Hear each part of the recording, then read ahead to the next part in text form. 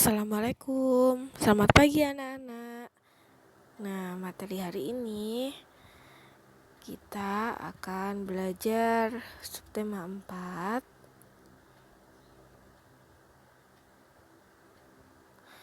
tentang pertumbuhan-tumbuhan.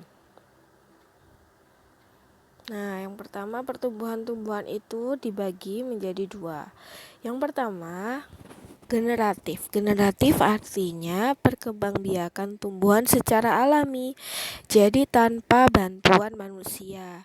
Jadi biasanya tumbuhan itu akan memperbanyak diri tanpa bantuan manusia.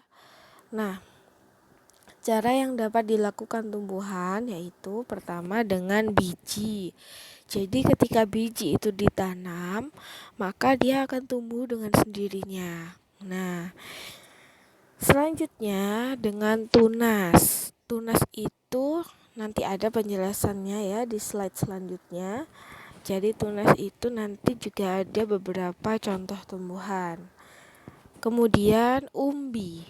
Nah, umbi nanti dibagi menjadi 3. Ada umbi akar, umbi batang, dan umbi lapis.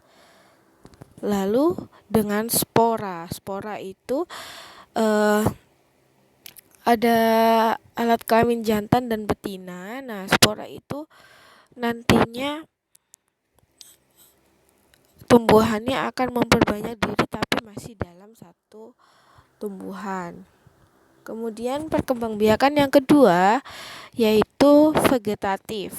Vegetatif adalah perkembangbiakan tumbuhan secara buatan. Jadi ini bisa dibantu dengan manusia. Dilakukan dengan mencangkok. Nah, nanti ada gambarnya. Kemudian stek di situ ada dibagi 2, stek batang, ada stek daun. Kemudian menganten atau menyambung, lalu okulasi atau menempel.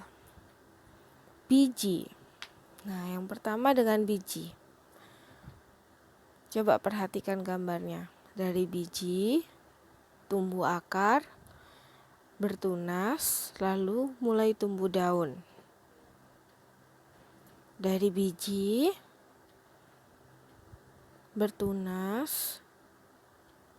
dari biji, tumbuh akar, bertunas, lalu tumbuh daun. Nah, isi dari biji itu sendiri adalah yang pertama selimut biji, atau kalau di LKS-mu kulit biji. Nah, itu Bu Nin ambil dari LKS dan buku paket ya. Bu Nin rangkumkan. Nah, selimut biji atau kulit biji itu gunanya untuk melindungi biji. Jadi coba perhatikan gambar yang biji itu tumbuh. Ketika dia masih biji, nah kulitnya akan tertutup. Kulitnya akan menutupi biji tersebut, jadi melindungi dari sekitarnya. Kemudian ketika dia akan bertumbuh, kulitnya akan mulai perlahan terkelupas. Nah, kalau di video itu terkelupas, dia akan tumbuh akarnya. Nah, yang pertama bagian tumbuhan biji yang tumbuh adalah akar. Selanjutnya ada keping biji. Keping biji itu tempat menyimpan makanan. Jadi ketika biji dia tidak mengambil makanan dari luar. Jadi makannya dia simpan di keping biji. Nah, kemudian nantinya keping biji itu juga bisa dinikmati oleh manusia. Loh, memangnya kita makan biji-bijian? Iya, ada jenis makanan yang terbuat dari biji tumbuhan. Contohnya padi. Nah, kita akan makan bijinya padi, yaitu beras. Kalau sudah berubah jadi nasi ya tentunya. Kemudian jagung. Jagung itu juga bijinya kan yang kita makan. Kemudian selanjutnya embrio atau lembaga. Embrio atau lembaga itu calon tumbuhan baru. Nah, itu ditunjukkan di gambar yang warna kuning. Jadi bagian biji biasanya tengah-tengahnya sebelahnya itu ada bagian yang warna berbeda. Nah, maksudnya bagaimana? Berarti nanti tumbuhan baru akan mulai tumbuh dari sebelah situ. Itu. Kemudian daging biji atau kotiledon, cadangan makanan dari embrio atau makanan. Nah, dari embrio atau lembaga. Jadi nanti sumber makanannya dari biji itu ada di daging bijinya gitu. Kemudian tumbuhan yang berkembang biak dengan biji contohnya mangga, salak, alpukat, jeruk, jagung, padi, kacang hijau. Itu hanya contoh ya.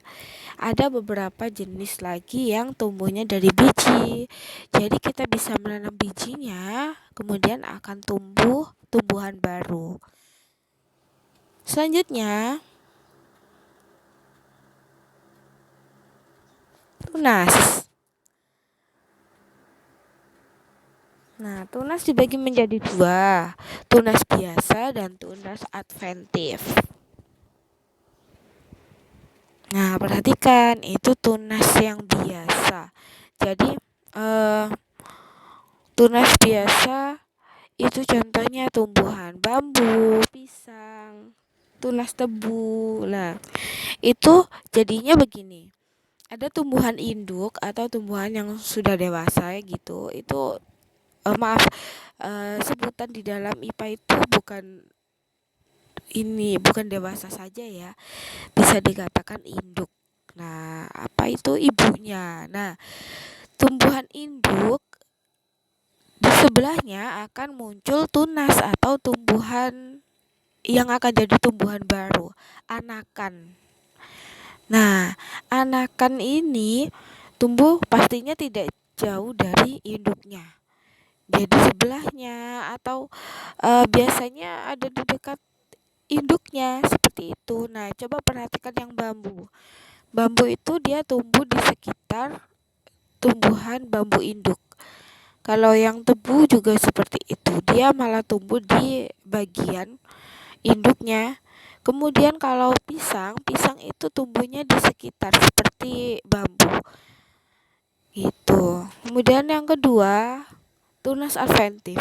Tunas adventif itu tunas yang tumbuhnya ada di sela-sela bagian induknya. Nah, kalau di situ tanaman cocor bebek sama tanaman begonia. Nah, siapa yang punya tanaman ini di rumah?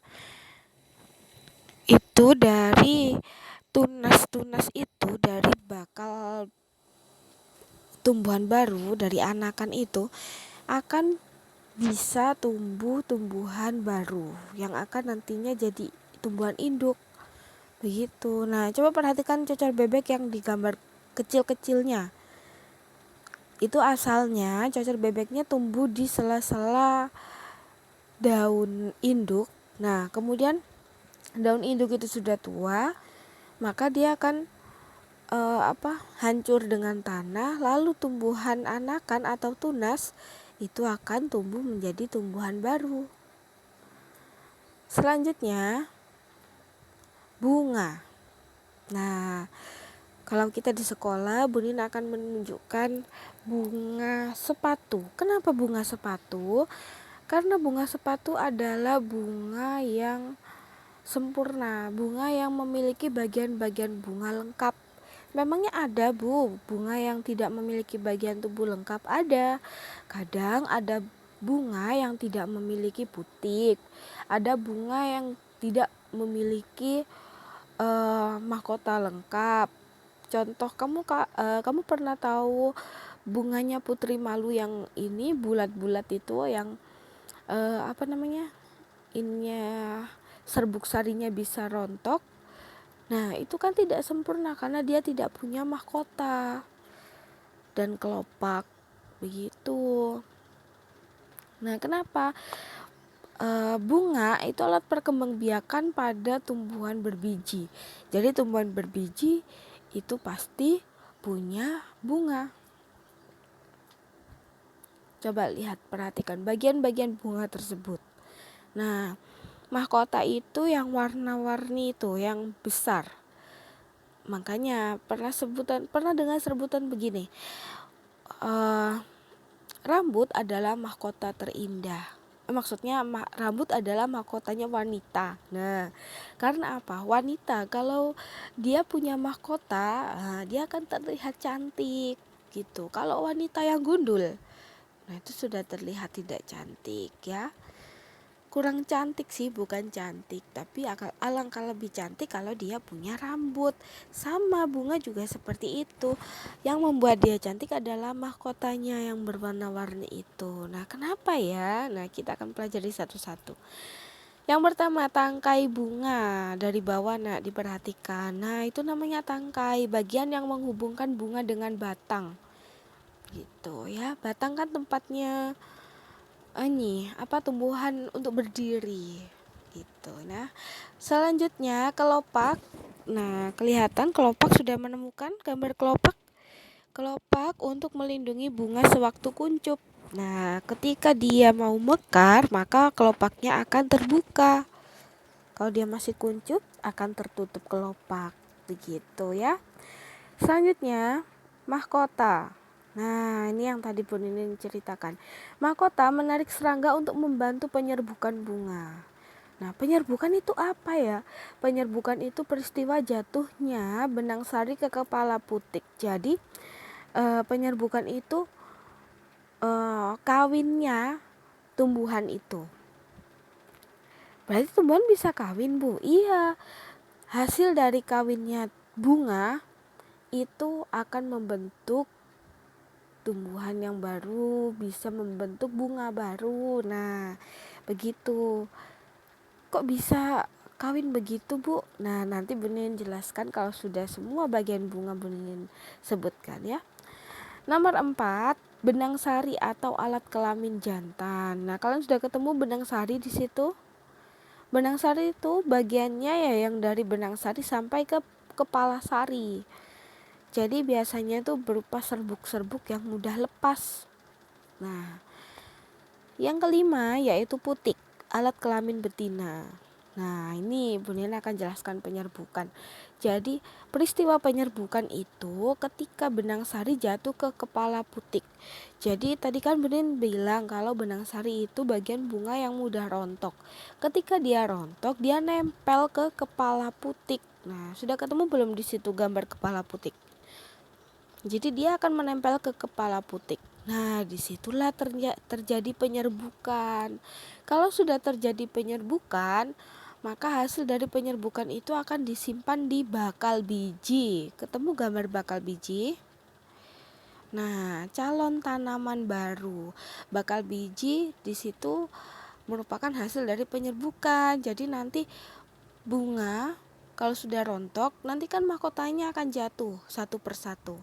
Kalau dia sudah jatuh satu persatu mahkotanya, bukan berarti dia mati, tapi bakal biji hasil dari penyerbukan itu yang akan menumbuhkan bunga baru. Kalau misalnya penyerbukannya berhasil. Kalau penyerbukannya tidak berhasil, maka semua bagian bunga tersebut akan rontok. Nah, biasanya tidak hanya satu bunga karena dalam satu tumbuhan, jadi jadi tidak selalu langsung mati, mungkin bisa tumbuh dari bunga yang sebelahnya begitu. Selanjutnya, umbi adalah bagian tumbuhan yang menggembung dan tertanam di dalam tanah.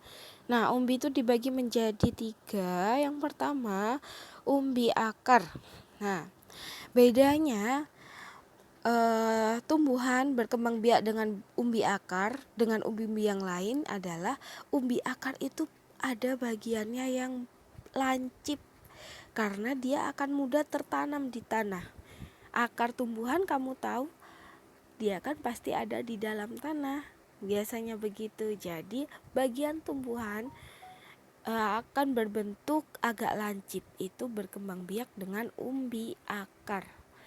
Nah, ada bengkoang, ada wortel, ada bunga dahlia, ada singkong, ada lobak. Nah, itu bentuknya lancip-lancip karena dia tertanam di dalam tanah. Jadi bedanya nanti kalau umbi akar, ini umbi akar apa umbi batang atau umbi lapis ya, itu bedakan dengan bentuknya lancip di bawah, berarti dia umbi akar. Selanjutnya umbi batang. Nah, umbi batang berarti yang membedakan dari umbi akar. Kalau dia tidak lancip berarti umbi batang. Nah, di situ contohnya ada kentang, ada gadung, ada gembili. Jadi, bagian batangnya akan tumbuh menjadi tumbuhan baru. Coba perhatikan yang gambar kentang itu. Kentangnya bertumbuh. Ya, itu menunjukkan dia berkembang biak dengan umbi batang.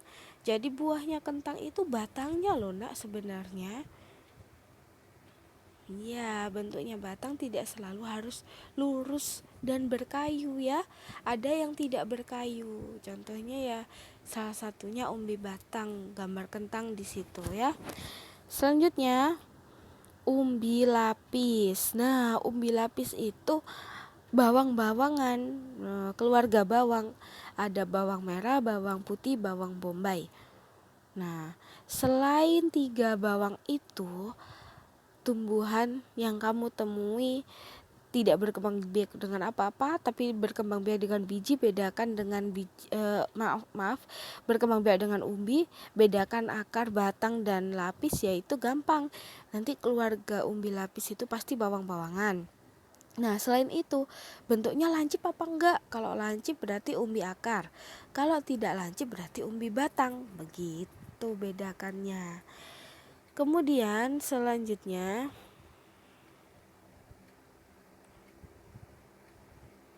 spora. Wow, spora itu akan ini bagian-bagian dari satu tumbuhan itu menjadi banyak di bagian tumbuhan itu lagi. Jadi contohnya di situ tumbuhan paku, jamur, dan lumut. Jadi bagian yang langsung memperbanyak diri ada di bagian tubuhnya dia sendiri. Kalau tumbuhan paku itu dia punya kotak spora yang dia bisa berkembang biak langsung di situ. Yang tumbuhan paku tuh yang bawah nak. Nah, suplir atau ada orang yang menyebutnya suplir. Sebelahnya jamur itu ya. Kemudian yang tengah-tengah itu jamur. Oh ya nak, jamur itu ada beberapa jenis. Ada beberapa jenis jamur yang beracun. Jadi ketika mungkin kamu di hutan, kamu menemukan jamur, tidak semua jamur itu bisa dimakan. Ya, ada jamur yang beracun juga. Kalau jamur yang tidak beracun itu biasanya kamu nikmati di makanan-makanan, di pizza kayak gitu ya. Jamur kancing, jamur shiitake. Nah, itu masih bisa dimakan.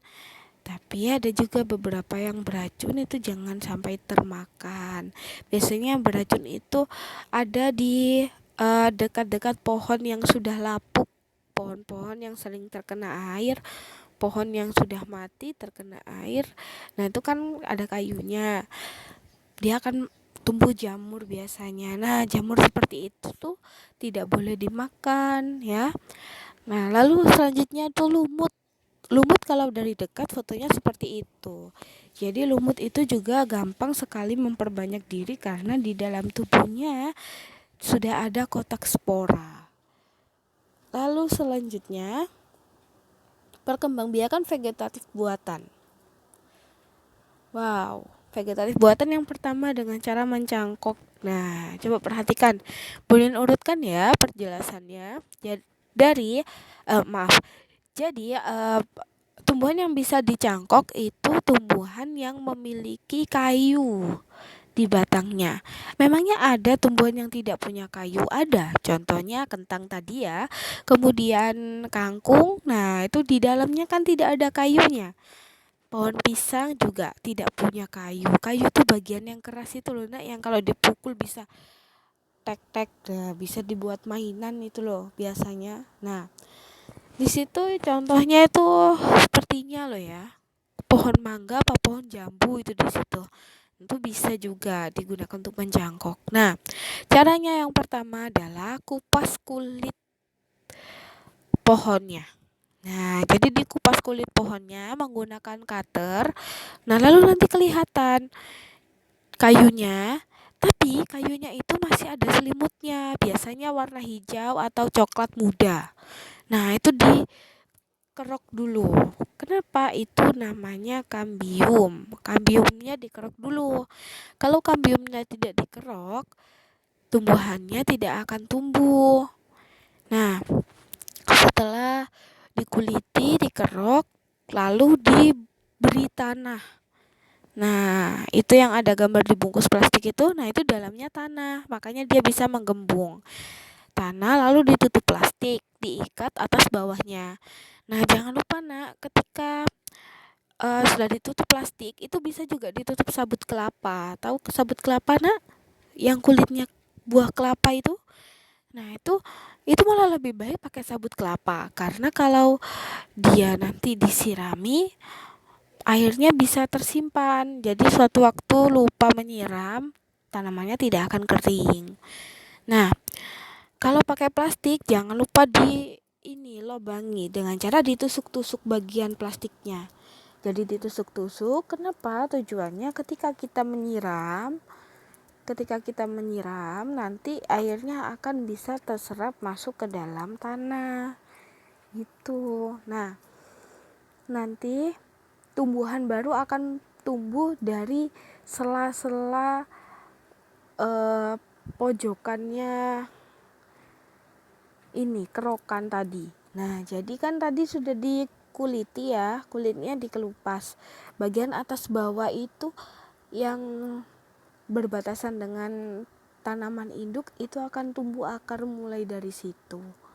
Kalau sudah bisa tumbuh akar, nah bagian cangkokan tadi dipotong yang bagian bawah lalu ditanam di tanah. Seperti di gambar terakhir mencangkok. Selanjutnya okulasi. Okulasi itu menempel. Nah, gimana ya menempel itu? Jadi gini, misalnya Bu Nin punya tumbuhan mangga besar tapi rasanya masam. Masam itu kecut. Nah, buahnya besar tapi rasanya masam. Kemudian Bu Nin punya lagi pohon di belakang rumah. Buahnya kecil-kecil tapi manis sekali. Nah, ketika tumbuhan yang manis sama yang masam tadi ada yang tumbuh tunas, itu tunasnya Bu Ninin ambil kecil bagiannya seperti di gambar pertama itu. Nah, Bu Ninin ambil yang rapi ngambilnya. Lalu di bagian misalnya nih yang Bu Ninin ambil itu bagian yang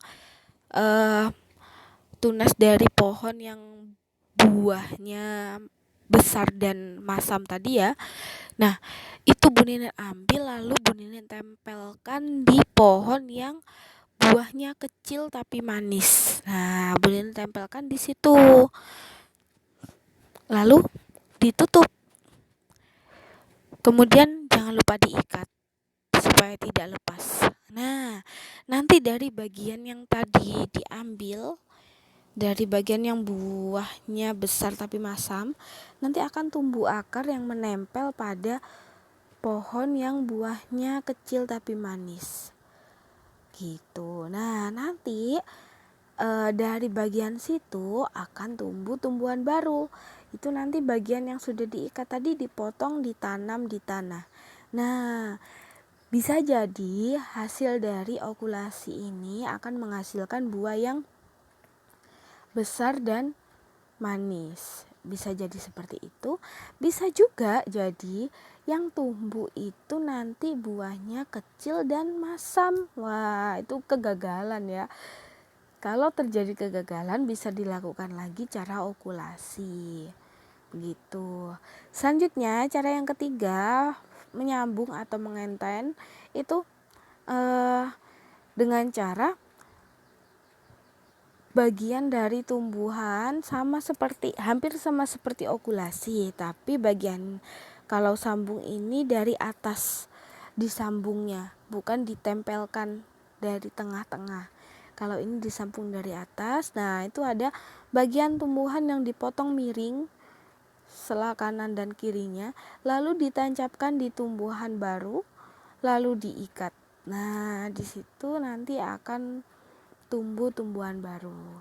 Jadi misalnya itu yang ditancapkan di pohon baru itu, misalnya pohon itu habis ditebang karena mungkin banyak ulatnya atau apa gitu. Nah, kamu sambung dengan tumbuhan baru yang keadaannya baik. Tapi ingat, tetap menyambungnya dengan tumbuhan yang sama. Jangan sampai itu pohon jambu kamu tancapkan di pohon mangga. Nah, jadi nanti buah apa dong? Tidak bisa tumbuh ya. Lalu yang bawah itu stek batang. Contohnya di situ stek batang dan stek daun. Kalau stek batang, stek batang yang di situ. Jadi itu contohnya pohon singkong, dipotongnya miring. Kenapa sih kok dipotongnya miring? Karena kalau miring nanti tumbuhnya akan lebih cepat daripada yang dipotongnya rata. Potong miring tinggal ditancapkan di tanah. Sudah, kalau stek batang itu sangat mudah. Tumbuhnya dari batang. Kemudian merunduk. Nah, itu merunduk bagian tumbuhan, biasanya nih bunga mawar bisa diginikan. Cabai, tomat itu juga bisa. Tapi ketika merundukkannya hati-hati ya. Jangan sampai patah. Nah, dirundukkan kemudian diberi tanah, ditahan dengan tanah. Nanti bagian ujung dari tumbuhan sebelahnya akan tumbuh sendiri. Nah, nanti akan jadi 2 tanaman. Seperti itu.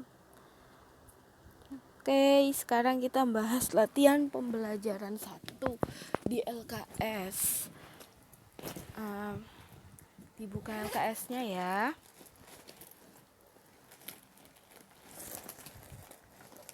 Halaman 85. Nomor 1. Tanaman pisang mula-mula kecil dan pendek, setelah beberapa hari bertambah tinggi dan besar. Perubahan terjadi seperti di atas disebut. Nah, tambah tinggi dan besar berarti mengalami A. Pertumbuhan. Nomor 2, tanaman mangga dikembangbiakkan secara vegetatif buatan dengan cara A. Mencangkok. Tadi mencangkok ada mencangkok, okulasi,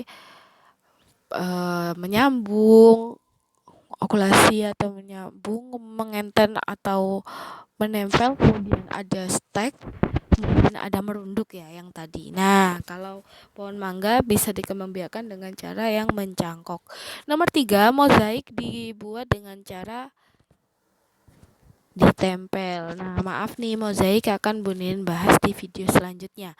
Lalu yang keempat, nomor 4, menempel daun kering pada kertas disebut. Nah, ini kita pernah melakukan waktu itu menggunakan kertas lipat gambar kucing. Ingat tidak yang kita lakukan dulu di teras kelas? Nah, ditempelnya jelas menggunakan lem. Nomor 5, bagian pembagian 610 dibagi 5.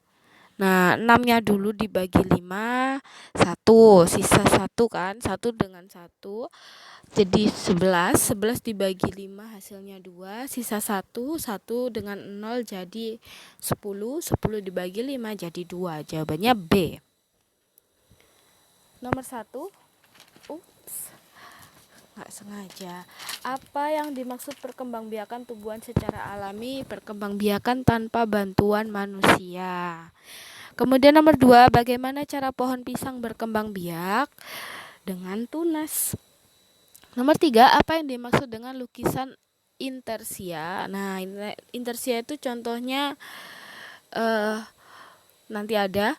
Artinya mozaik yang memakai potongan kayu sebagai bahan lukisannya. Nah, kan ada kadang-kadang kalian pernah menemukan mozaik itu menggunakan kayu. Tidak dengan daun, tidak dengan kertas lipat yang pernah kita lakukan, tapi dengan kayu. Nah, itu namanya intarsia. Nah, itu ada contohnya. Bagus ya. Jadi kayunya itu dia manfaatkan warna-warna yang berbeda. Jadi kayu yang kelihatan coklat agak muda, agak tua, coklat tua. Nah, itu jadi terbentuk contoh seni yang ada di gambar itu. Selanjutnya, nah itu juga ada potongan kayunya yang sama warnanya dan potongannya agak agak besar. Nah, disusun jadilah gambar burung. Nah, bagus sekali ya. Nomor 4, sebutkan contoh bahan yang digunakan dalam pembuatan mozaik. Nah, ada pecahan keramik, potongan kaca, potongan kertas, potongan daun, dan potongan kayu. Nomor 5, Ibu Desi mempunyai 54 buah belimbing. Belimbing itu dibagikan kepada 6 tetangga sama banyak. Berapa buah yang akan diterima oleh masing-masing tetangga? Berarti 54 dibagi 6. Nah, kalau hafal perkalian 6, ini pasti bisa langsung mudah terjawab. Jawabannya adalah 9. Jadi, buah yang akan diterima oleh masing-masing tetangga adalah 9 buah. Nah, tugasnya mudah sekali. Kalian mengambil beberapa helai daun kering. Ingat ya, daunnya yang kering, bukan yang masih hijau, segar gitu. Yang kering. Kalau yang kering nanti jadinya mozaiknya akan awet gitu. Jadi yang pertama ambil daun kering, kemudian robek daun kering menggunakan tangan atau gunting, dirobek jadi potongan-potongan kecil. Setelah itu tempelkan potongan daun tersebut pada gambar. Nah, kalian membuat gambar terserah, tidak harus sama seperti itu gambar bunga, tidak. Boleh gambar yang lain. Ditempelkan potongan-potongan daun tadi menggunakan lem. Itu di contohnya situ menggunakan lem uhu. Jadi supaya benar-benar nempel. Tapi hati-hati ya kalau menggunakan lem uhu karena nanti nempelnya di tangan. Nggak usah panik, nanti bisa dibersihkan dengan air ya. Nah, kerjakan tugas ini sendiri Bu Ninin yakin sekali anak-anak bisa mengerjakan ini sendiri ya. Jadi gambarnya bisa minta tolong digambarkan. Tapi ketika menempel daunnya, Bu Ninin minta kalian mengerjakan sendiri ya. Bu Ninin kan anak-anaknya hebat, jadi pasti bisa melakukan sendiri. Oke, demikian pembelajaran hari ini. Semoga bermanfaat. Bu Ninin tunggu kiriman videonya. Nanti tugasnya di video ketika kalian mengerjakan. Lalu orang tua memposting di status WhatsApp-nya. Jadi Bu Ninin akan nilai lewat situ ya. Lalu hasilnya difotokan bersama kalian. Tunjukkan hasil dari yang kalian kerjakan. Apapun itu, bagaimanapun itu bentuknya, Bu Ninin lebih menghargai kalau itu kalian sendiri yang membuat. Oke, terima kasih. Bu Ninin akhiri. Assalamualaikum warahmatullahi wabarakatuh. Selamat pagi.